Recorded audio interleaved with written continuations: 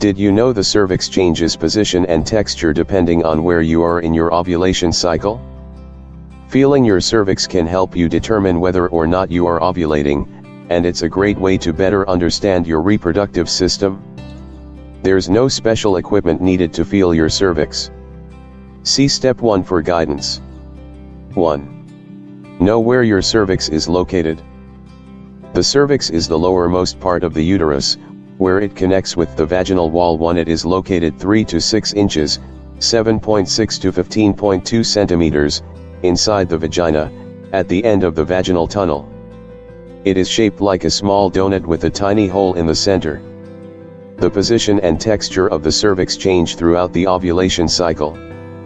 The inner canal of the cervix contains glands that secrete vaginal mucus. The color and texture of the mucus also change throughout the cycle. 2. Wash your hands with soap and warm water. Since you'll be using your fingers to feel your cervix, it's important to wash your hands thoroughly to prevent transmitting bacteria to your reproductive system.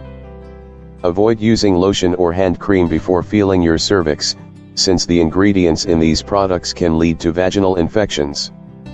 If you have long nails, you might consider giving them a trim before feeling your cervix. A long, sharp nail could scratch your vagina. 3. Get in a comfortable position. Most women find that a sitting position, rather than standing or lying down, allows for easy access to the cervix with a minimum of discomfort. Sit on the edge of your bed or bathtub with your knees apart. 4. Insert your longest finger into your vagina.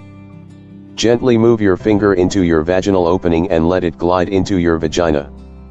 Depending on where you are in your ovulation cycle, your finger may reach several inches into your vagina before you feel your cervix.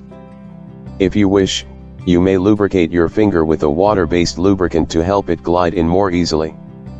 Do not use petroleum jelly, lotion, or any other product not specifically labeled for use in the vagina. 5. Feel for the cervix. The tip of your finger will touch the donut-shaped opening at the end of your vagina. You'll know it's your cervix if your finger isn't able to keep reaching further.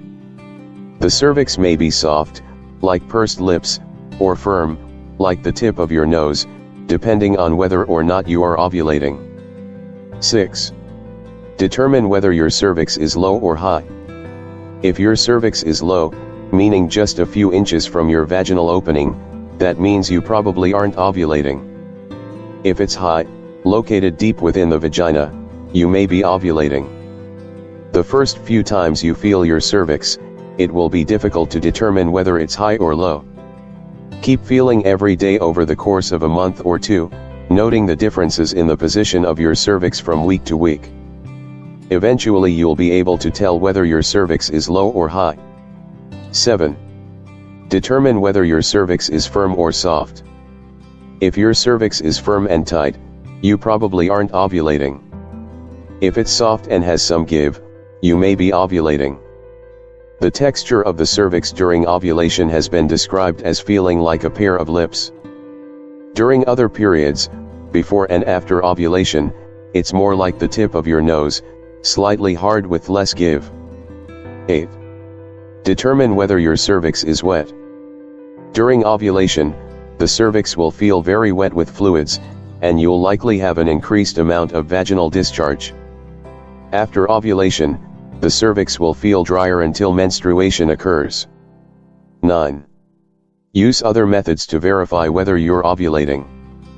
In addition to feeling your cervix, monitoring your cervical fluids and recording your basal temperature can help you figure out when you're ovulating.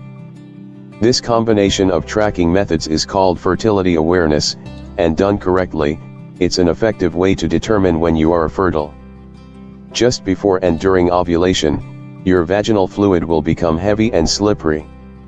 When ovulation occurs, your basal temperature will rise slightly. It's necessary to take your temperature using a basal thermometer every morning so that you catch the rise in temperature. If you liked the video, please subscribe. Thank you and stay well.